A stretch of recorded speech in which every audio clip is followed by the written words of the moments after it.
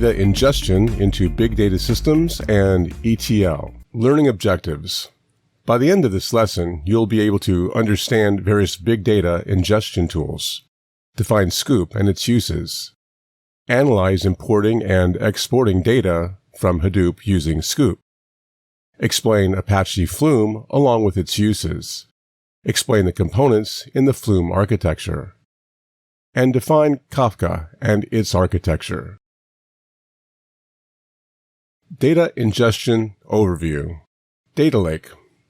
A data lake is a centralized storage repository used to store large amounts of structured, semi-structured, and unstructured data.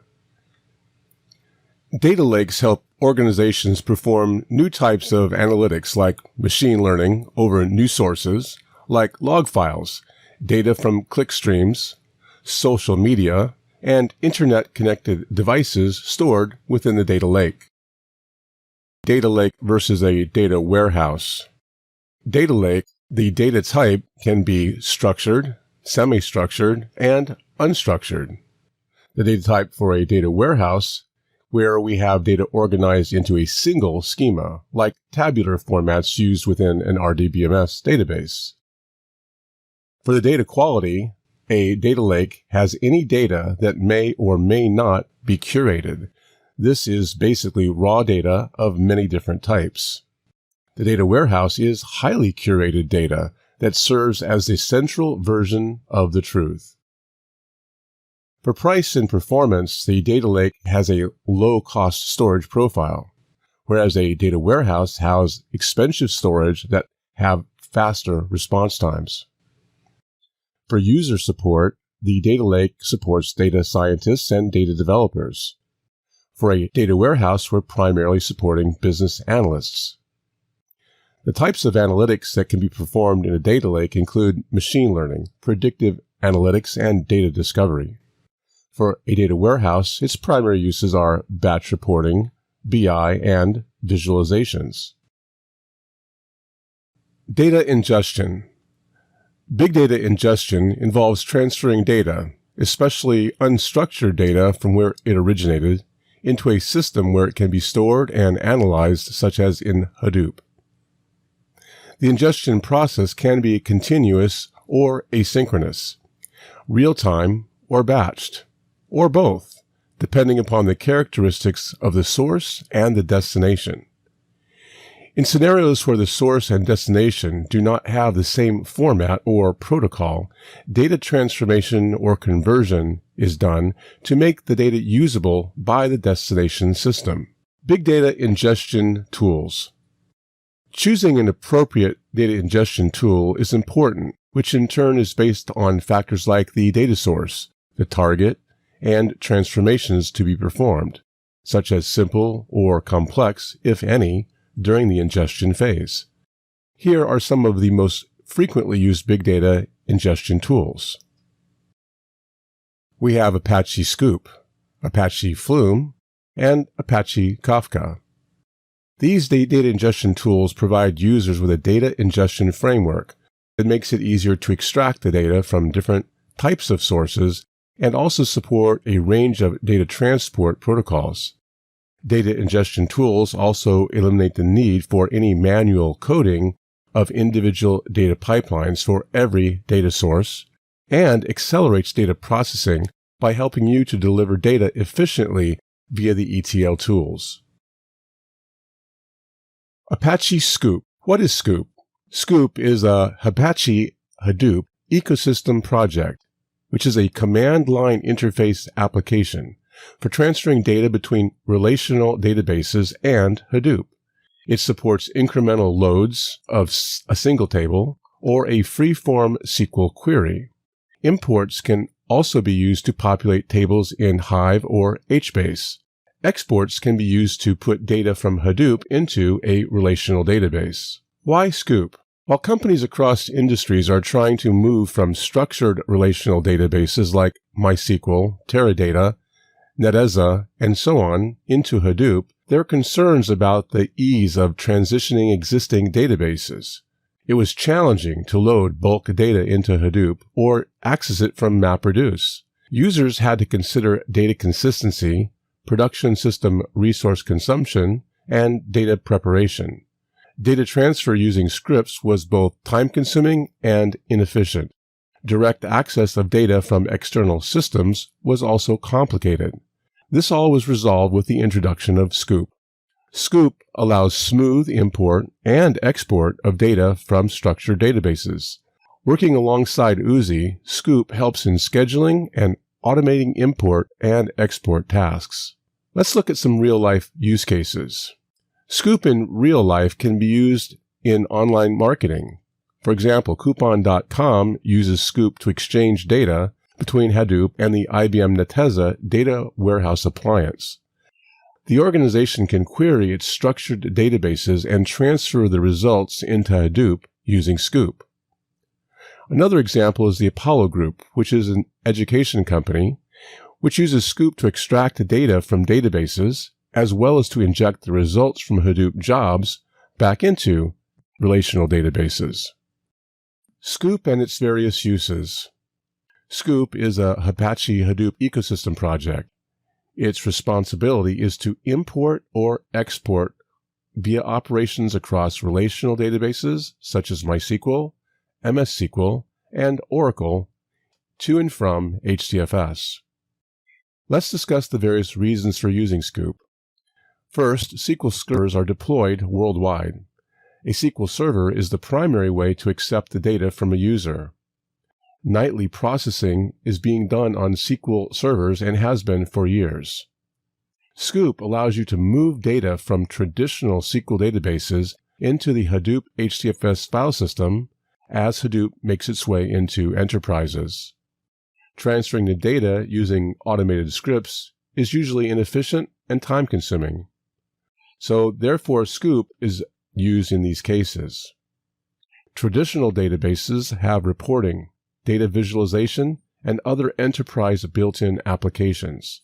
However, to handle large data, you need an ecosystem. The need to bring the process data from Hadoop HDFS to the applications such as a database engine or web services is satisfied by Sqoop. Sqoop is required when a database is imported from a relational database into Hadoop or out again. A relational database, or RDB, refers to any data in a structured format. Databases in MySQL or Oracle are examples of a structured RDB. While exporting databases from a relational database to Hadoop, users must consider consistency of data, consumption of production system resources, and the preparation of data for provisioning that data to a downstream pipeline.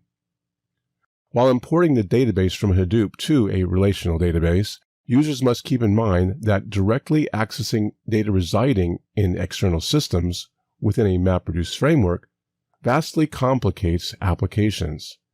It also exposes the production system to excessive loads originating from the cluster node's operations. In this case, Sqoop is required in both scenarios to optimize these transfers. So let's take a look at the benefits of Sqoop.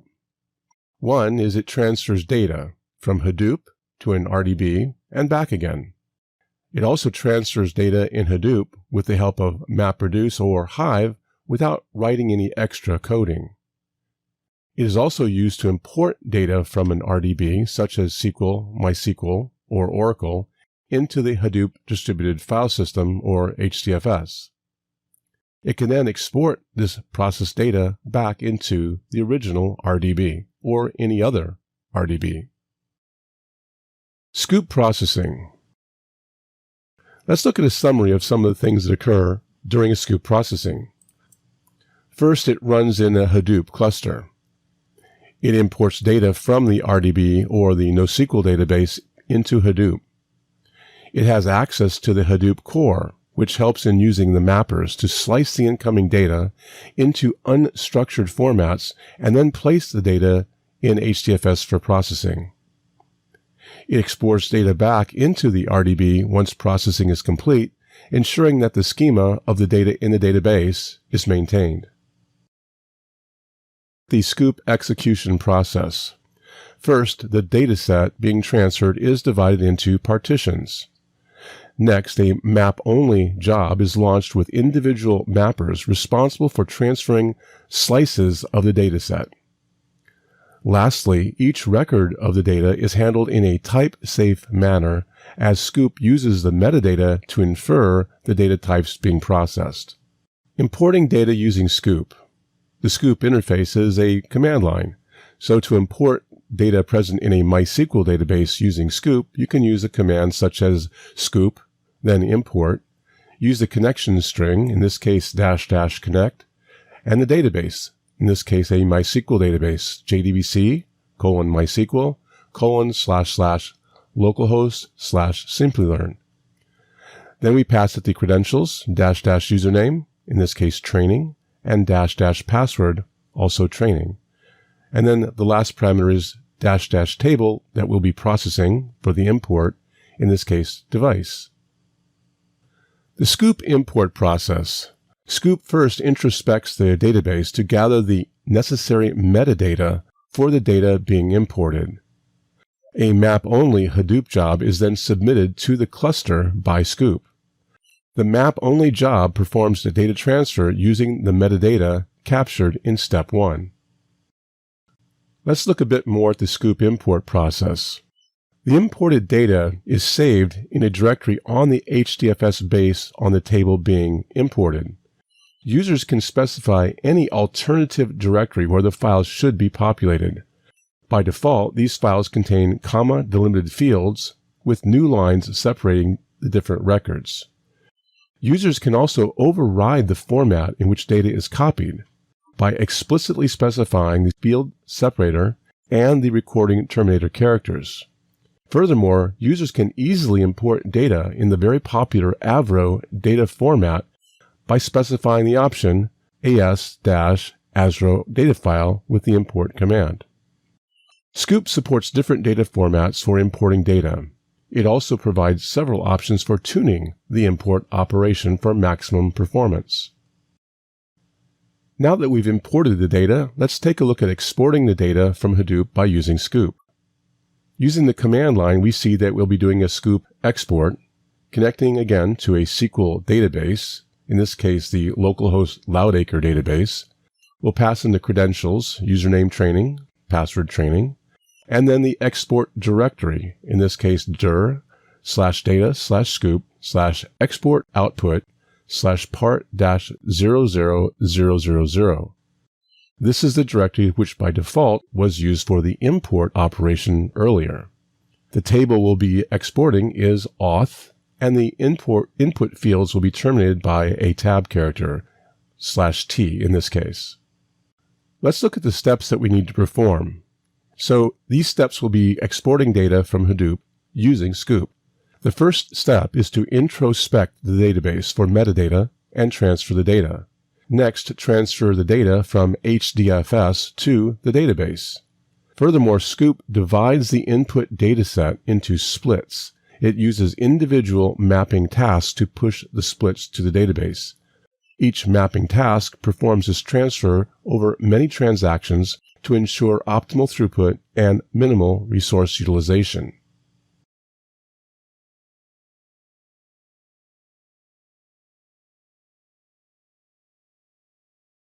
Sqoop connectors. The two different types of Sqoop connectors are generic JDBC, default Sqoop, and then the fast path connectors. The generic JDBC connector can be used to connect to any database that is accessible via JDBC. The default Sqoop connector is designed for specific databases such as MySQL, PostgreSQL, Oracle, SQL Server, and DB2. The FastPath connector specializes in using specific batch tools to transfer data with high throughput. For example, MySQL and Postgres databases are very popular for this method. Let's take a look at controlling parallelism to increase performance. By default, Sqoop typically imports data using 4 parallel tasks, each of which are called a mapper. If you increase the number of tasks, this might improve your import speed. However, you should note that each task will add a load to your database server. You can influence and set the number of tasks using the -m or the -num mappers attribute. Sqoop views this only as a hint, however, and might not honor it depending on other parameters operating within the system. In this example, we see parallelism being set to 8. The Sqoop import command is again using a connect to the database MySQL Loudacre with the username and password. The table is called device, and the additional parameter -m indicates the number of mappers, in this case 8. Let's take a look at some sample Sqoop commands. Several common commands are listed on the output screen we see. The first command on the screen is to import the data from the MySQL table Sqoop demo to an HDFS directory. Note in this case again the -m1 parameter, which ensures there is only one mapper output. In the second command, note that the ID is greater than 2, which places a condition on data to be imported. You can also specify a specific SQL query as shown in the third command, where it points out that the -e parameter selects the start from Sqoop_demo where the ID equals 13. This allows you to limit the subset of records that you pull from any database by using standardized SQL query commands. The third command shows an export function. Please note the hyphens and the double hyphen before the driver, connect, username, and password for this command. The additional commands shown allow you to import by splitting by the ID value and also listing out the jobs that are currently running, along with the commands that will allow you to do a export operation where the input fields are terminated by the /001 character. So how do we explore a database with Sqoop? Well, it's fairly simple. We use the use simplylearn, in this case the database simplylearn, and then we ask it to show tables, following each command by a semicolon. So what are some of the limitations of Sqoop? First, the client must have JDBC drivers installed for connectivity with the RDBMS being used. Also, the client-side architecture requires connectivity to the cluster from the client. And users do have to specify a username and password. It is difficult to integrate a CLI with an external application. Sqoop is not supported with NoSQL databases because it is tightly coupled with the JDBC semantics.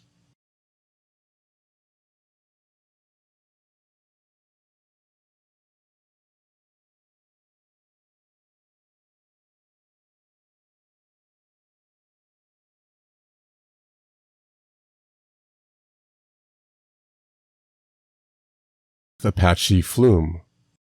What is Apache Flume? Apache Flume is a distributed and reliable service for efficiently collecting, aggregating, and moving large amounts of data of streaming type from the web servers into the Hadoop distributed file system. It has a simple and flexible architecture based on streaming data flows, which is very robust and also fault-tolerant. The diagram shown shows how the log data is collected from a web server by Apache Flume and then sent to HDFS using the source, channel, and sink components of Flume. Let's see how these components interact with each other. First, a Flume source consumes events delivered to it by an external source like a web server. When a Flume source receives an event, it stores it into one or more channels. The channel is a passive store that keeps the event until it's consumed by a Flume sink. One example is the file channel, which is backed by the local file system. The sink removes the event from the channel and puts it into an external repository, such as HDFS, or forwards it to the Flume source of the next Flume agent or the next hop in the flow. Let's look at why we need Flume with the help of a business scenario. Consider a scenario where a company has thousands of services running on different servers in a cluster that produces large amounts of log data, All of these logs should be analyzed together to provide the proper conclusion on the operation of the cluster and application. So focusing on the problem, the current issue involves determining how to send the logs to a setup that has Hadoop. The channel or method used for sending them must be reliable, it has to be scalable, extensive, and also easy to manage. Now we move to the solution. And to solve this problem, Flume as a log aggregation tool can be used for this issue. As you have learned, Apache Sqoop and Flume are the tools used to gather data from different sources and load them into HDFS. Sqoop in Hadoop is used to extract structured data from databases like Teradata, Oracle, and others, whereas Flume in Hadoop sources data stored in different sources and also deals with the unstructured data. Flume Model. The Flume Model is used to collect and transfer the data and is comprised of three components: an agent, a processor, and a collector. The agent is responsible for receiving data from an application. Running Flume agents ensures that data is continuously ingested into Hadoop. The processor component is responsible for performing intermediate processing of these jobs. And finally, the collector component is responsible for writing data to the permanent HDFS storage. So Flume was created to meet certain goals. It works towards attaining these goals, which is primarily for data ingestion, and include ensuring reliability by using its tunable failure recovery modes. Also by achieving extensibility by leveraging plug-in architectures for extending the modules to various types of data. And achieving scalability by providing a horizontally scalable data path that can be used to form a topology of many agents. And achieving manageability by providing a centralized data flow management interface, thus making it convenient to manage across many nodes. Let's look into extensibility in a little bit more detail. Extensibility is the ability to add new functionalities to a system. Flume can be extended by adding sources and sinks to existing storage layers or many different types of data platforms. General sources will include data from files, syslog, and standard output from any Linux process. General sinks include files on your local file system or HDFS. And lastly, developers can write their own sources or sinks to match any environment. Scalability in Flume. Flume is very scalable. It has a horizontally scalable data path, which helps in achieving load balancing in case of higher loads within a production environment. The image depicts an example of horizontal scalability. Assume there are two agents and two collectors. If one collector is down, then the two agents will scale down to just one collector. Scaling can also work the other way, where as load increases, you can increase the number of collectors. There are many common Flume data sources that are already supported. These include things such as log files, sensor data, Unix syslog, program output, any status updates, network sockets, and social media posts. Data can be streamed in Hadoop cluster through these data sources to the desired target. The Flume data flow. This diagram shows how syslog data is captured to HDFS. The message is logged on a server running a syslog daemon. Step number 2, the Flume agent is configured with syslog source and receives this event. Step 3 is the source pushes an event to the channel where it is buffered in memory. And step 4 is a sink pulls data from the channel and writes it to the target, which in this case is HDFS in a Hadoop cluster. Components in Flume's architecture. We'll start with the source, which receives events from any external actor that generates them. The sink sends an event to its destination and stores the data into centralized stores such as HDFS, HBase, and many others. The channel is important in that it will buffer events from the source until they can be drained by the sink. and therefore acts as a bridge between the source and the sink. And the agent is a Java process that configures and hosts the source, the channel, and the sink. We'll learn more about each of these components later on. There are many different types of Flume sources, and they include things like netcat, which listens on a given port and turns each line of text into an event. Apache Kafka receives events as messages from a Kafka topic. And syslog captures messages from Unix syslog daemons over the network. Spooldoer ingests data by placing files to be ingested into a spooling directory or a commonly shared area on a disk drive. Let's look at the Flume sinks. We've got three here. One is null, which discards all events it receives. It is the Flume equivalent of the Linux/dev/null target. HDFS writes the event to a file in the specified directory within HDFS, and HBase sync stores the events in HBase.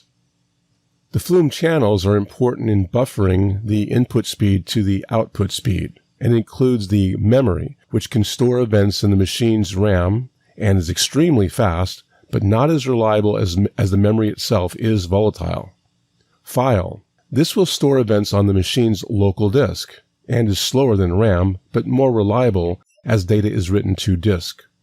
And the Java Database Connectivity, or JDBC. It stores events in a database table, and is slower than a file channel. Let's look at the Flume agent configuration file. All Flume agents can be configured within a single Java file. In the case shown, the screen, the source, the sink, and channel are all defined as my source, my sink, and my channel. You can also set properties of both the source and the sink. Let's look at an example of configuring Flume components. You can see in the example how to configure these components. In this example, we collect data from remote spool directories and save it to an HDFS specified location through the memory channel. In this case, the incoming is /var/flume/incoming, and you can see that it goes to channel 1, which is a memory channel as opposed to a file channel, and then the sink is going to output the contents of the memory channel into the HDFS file system in a directory called simplylearn/logdata. From the previous example, we can see that configuring the Flume environment consists of setting the agent name, in this case agent 1, .sources to source 1, .sinks to sink 1, and the channel to channel 1. Once these are set, you can refer to them with further configuration parameters. For example, we can set the channel type to a memory type as opposed to a file type. We see the source type is being set to a spooldoer, and then the spooldoer directory is /var/flume/incoming. The third parameter here is source1. Let's look at some sample use cases for Flume. Flume can be used for a variety of cases, such as collecting logs from many different nodes in a Hadoop cluster. This would exercise the Flume ability to expand. The expansion would typically be horizontal. Flume can also collect logs from services, such as HTTP and mail and many other types of applications. Flume can also be set to access any data from processes that are exporting data to the Flume environment. And lastly, to collect impressions from any custom application, for example, advertisement networks. Apache Kafka. Kafka is a high-performance, real-time messaging system. It is an open source tool and is also part of Apache projects. Some of the characteristics of Kafka include being a distributed and partitioned messaging system. Another very desirable characteristic is that it is highly fault-tolerant and scalable. It can process and send millions of messages per second to many different receivers. Let's take a look at some of the use cases. In this case, we have messaging services. In this case, Kafka can be used to send and receive literally millions of messages in real time. It also supports real-time stream processing. So Kafka can be used to process a continuous stream of information in real time and pass it to stream processing systems such as Storm.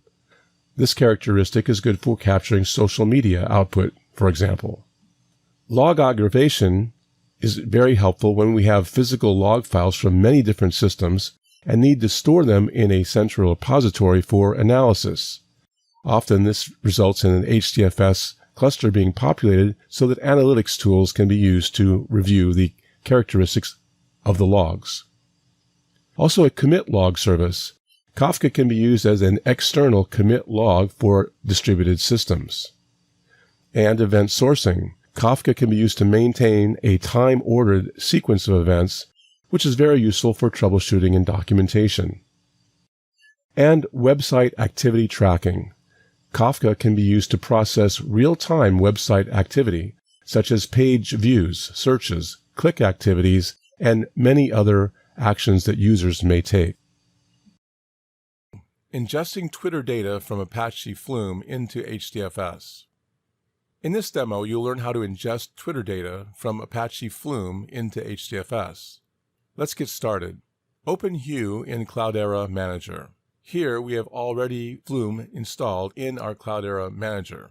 As a first step, we need to update flume.conf file, which will be in your Flume configuration folder. Open the file. We need to add these settings: Twitter token, consumer key, and private key. So let me show you how to get these keys. Open www.apps.twitter.com. Here you can create a new app. But since I already have the app here, open the app and go to the Keys and Access Token menu. From here, you can copy both the consumer key and access token files and update in your flume.conf file.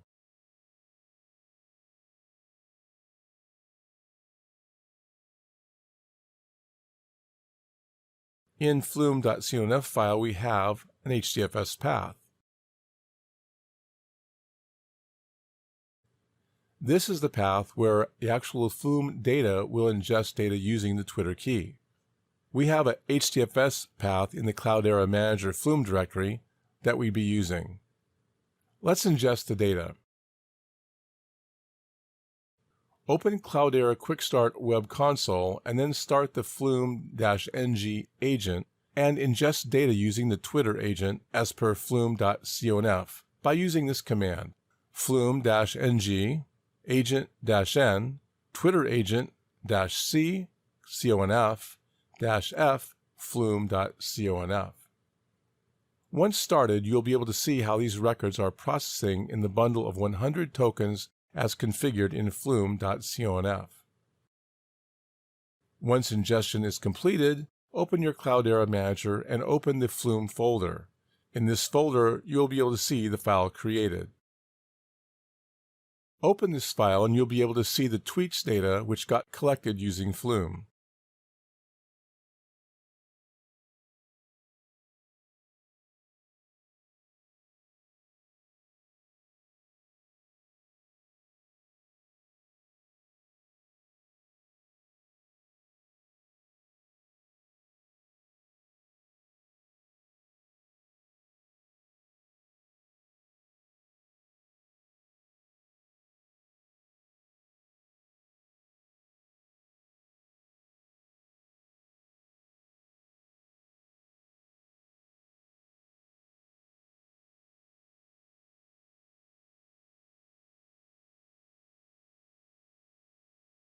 So this is how real-time tweets can be ingested to the HDFS using Flume.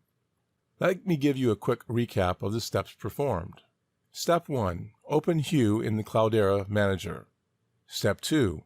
Open flume.conf file, which will be in your Flume configuration folder. We need to update this file with the Twitter token, consumer key, and private key. Step 3. Open www.apps.twitter.com. Click on the app and then go to Keys and Access Token menu. Step 4. Copy both the consumer key and access token files and update your flume.conf file. Step 5. To ingest the data, open Cloudera Quick Start Web Console. Step 6. Start Flume ng agent and ingest data using the Twitter agent as per flume.conf by using the command below. Flume-ng agent-n Twitter agent-c conf-f flume.conf. Step 6. You will be able to see how these records are processing in the bundle of 100 tokens figured in flume.conf.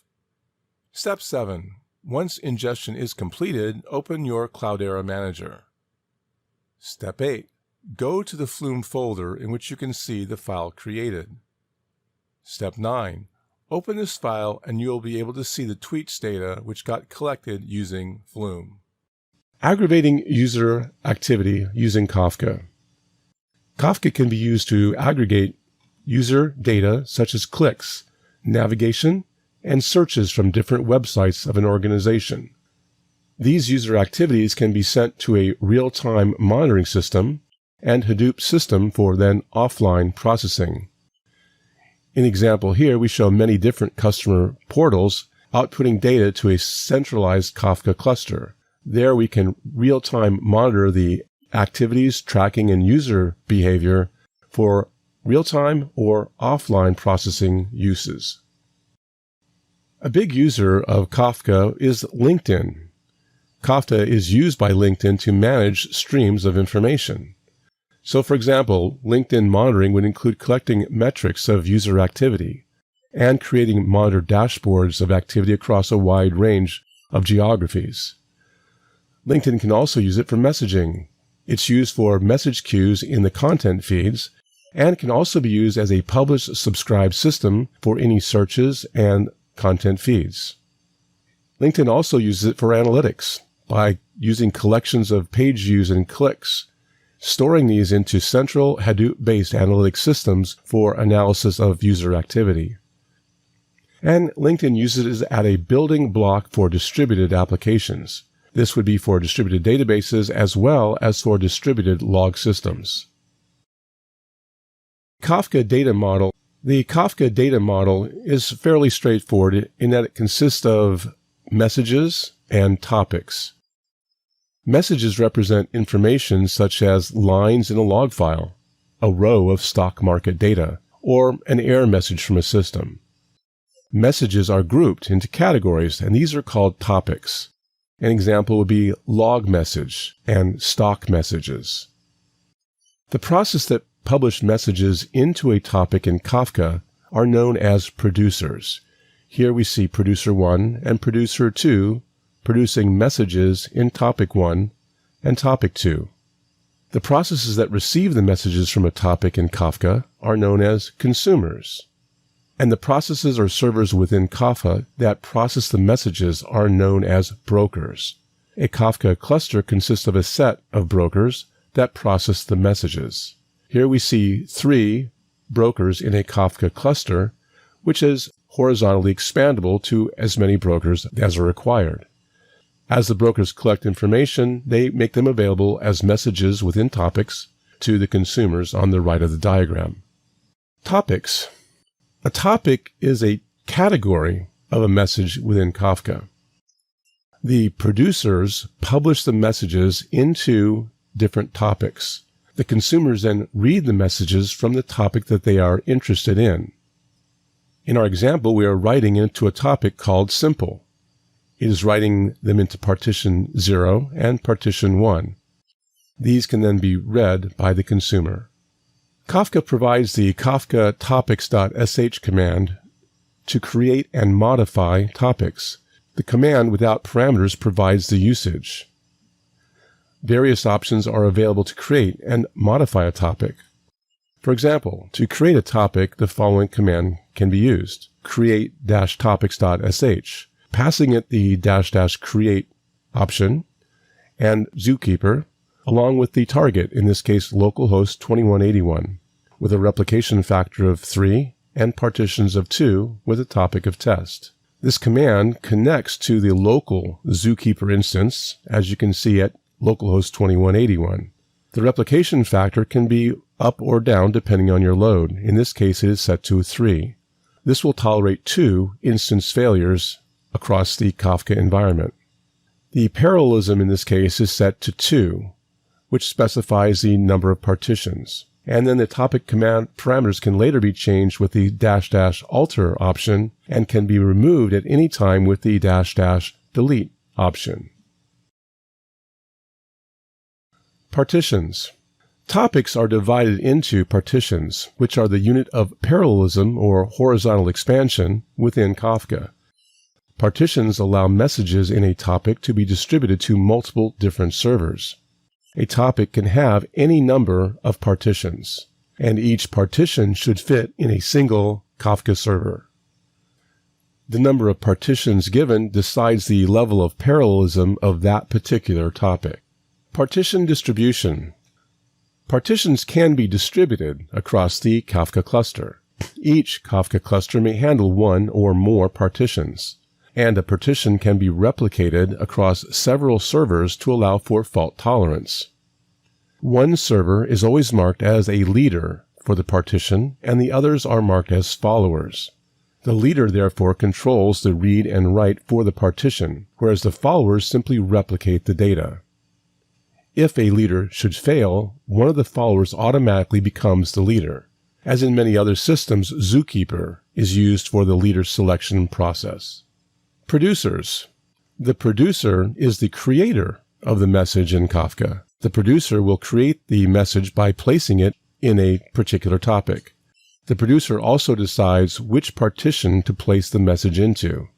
Topics should already exist before a message is placed by the producer, and messages are added at one end of the partition, allowing a first-in, first-out algorithm to be used. Consumers.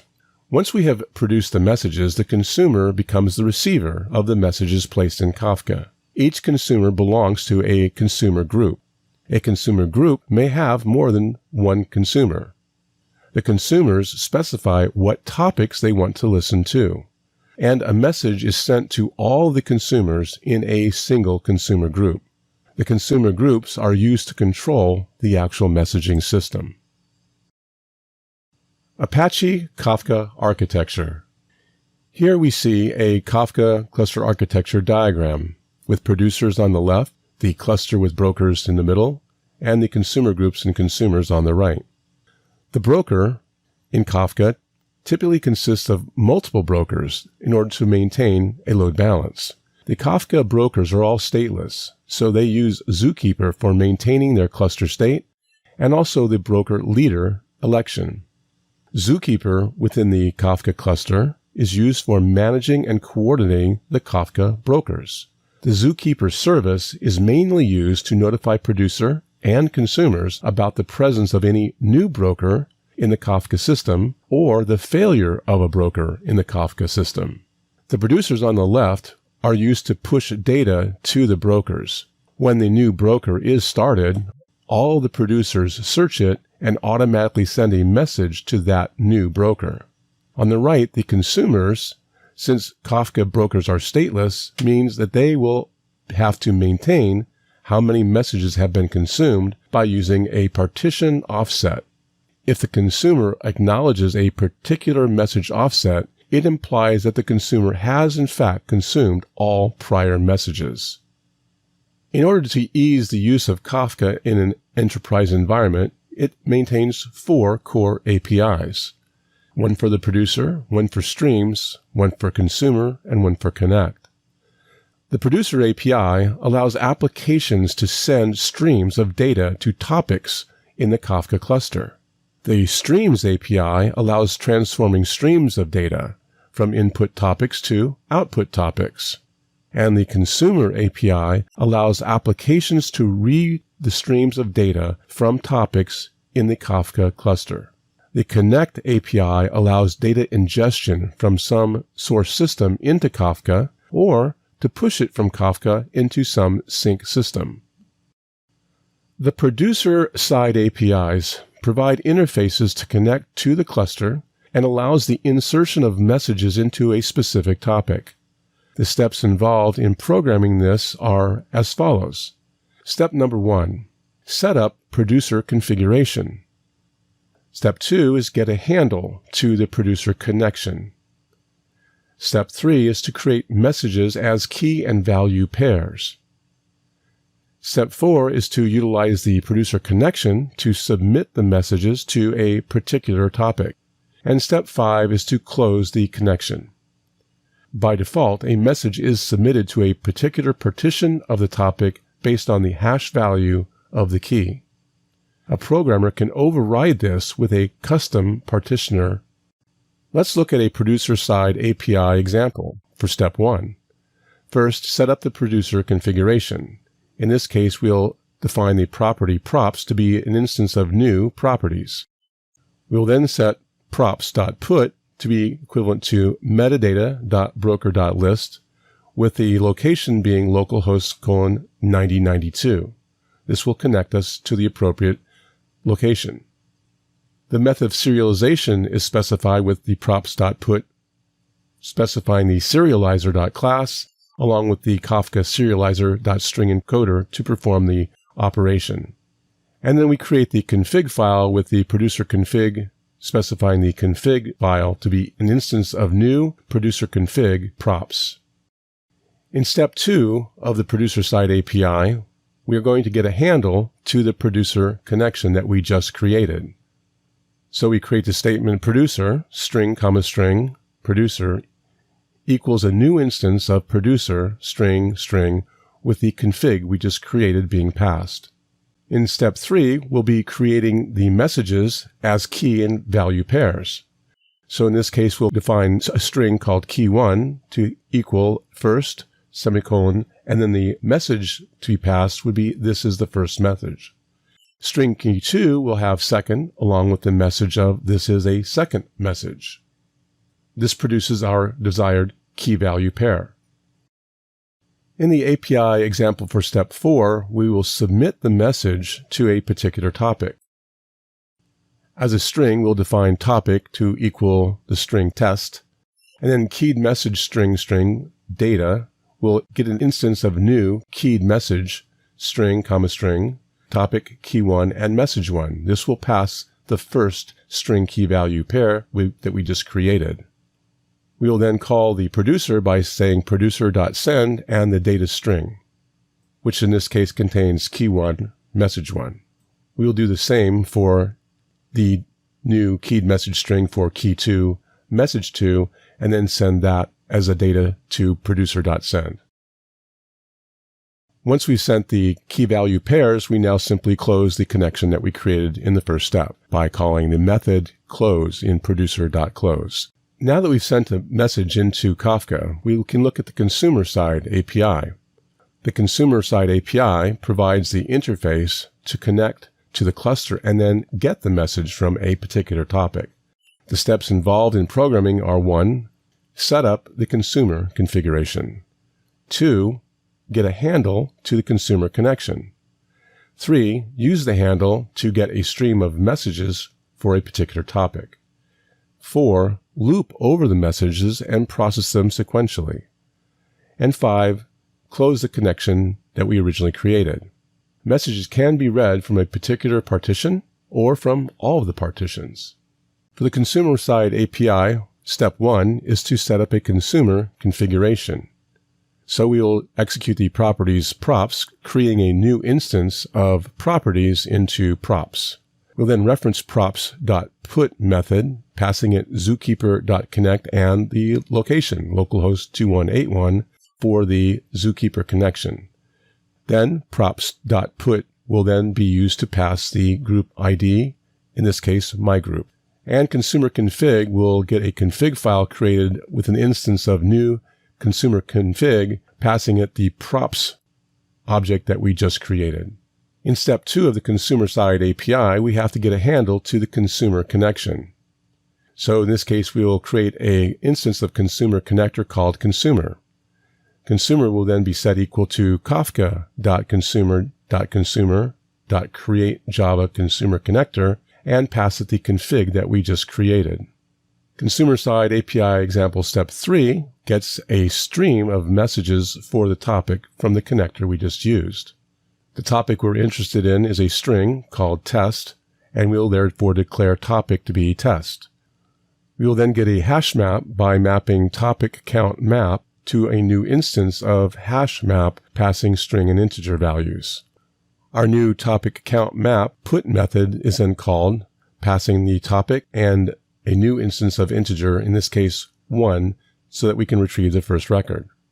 We'll then create a map called consumer map that will equal the consumer.createMessageStreams topic count map that we just created in the earlier step.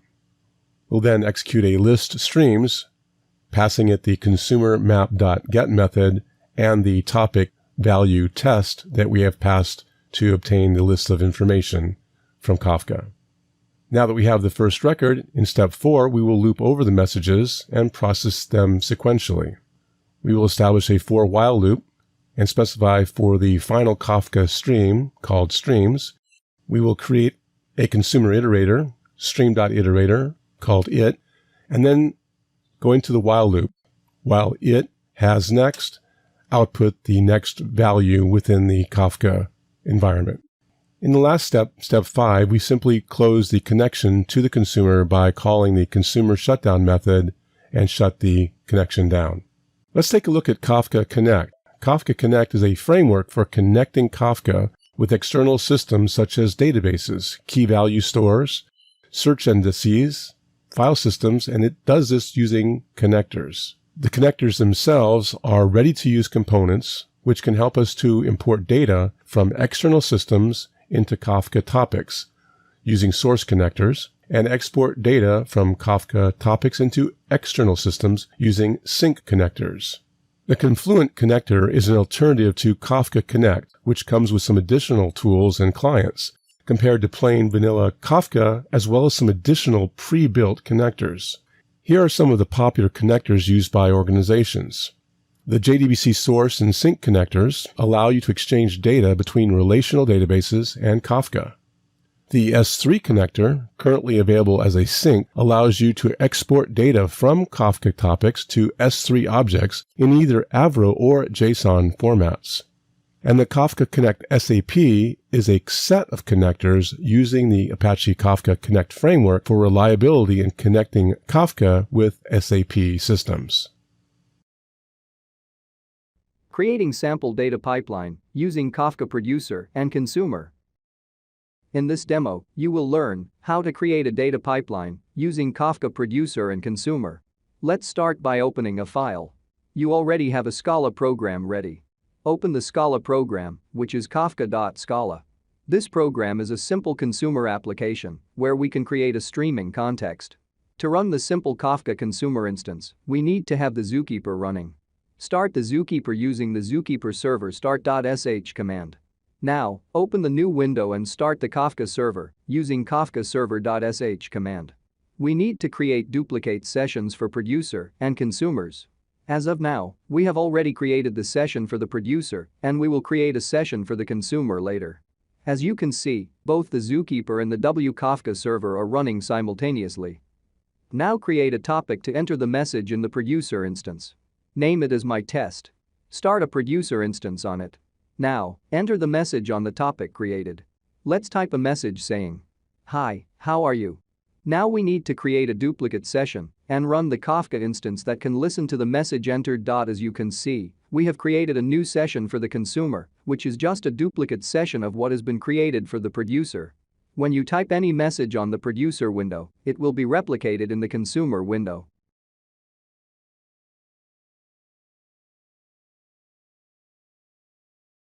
This is how the entire Kafka data pipeline ecosystem using producer and consumer works.